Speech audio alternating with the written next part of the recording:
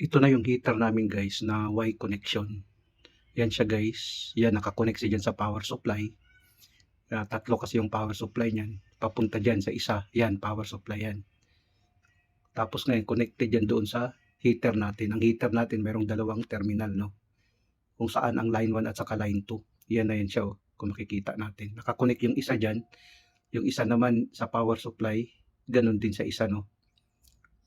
Tapos ngayon, yung isang heater naman guys, nakakouple yan. Ayan o, yung tatlo na yan, nakakouple dyan. Bali, isa, dalawa, at saka yung hinawakan ko. Bali, tatlo, nakakouple dyan. Yan, nakakouple siya, no? Papunta kasi yan doon yung isang line ng ating heater. Bali, ang tatlong linya, nakakouple siya. Nakakabit siya dyan. Walang power yan guys, walang power. Yan, kung makikita natin, nakakouple lang yung tatlo. Tapos ang power supply natin, yung isa papunta dyan, yung isa naman dyan. At saka yung isang power supply din, nakakabit din sa isa-isang supply. Bali yung tatlo ang nakakouple, yun kasi ang Y connection. Tapos ito naman yung delta connection ng aming heater. Pag delta connection guys, bawat isang power supply, dalawang terminal ang nakakonect. Katulad yan, dalawang terminal nakakonect.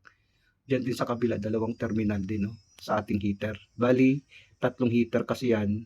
Tapos mayroong 6 na leads.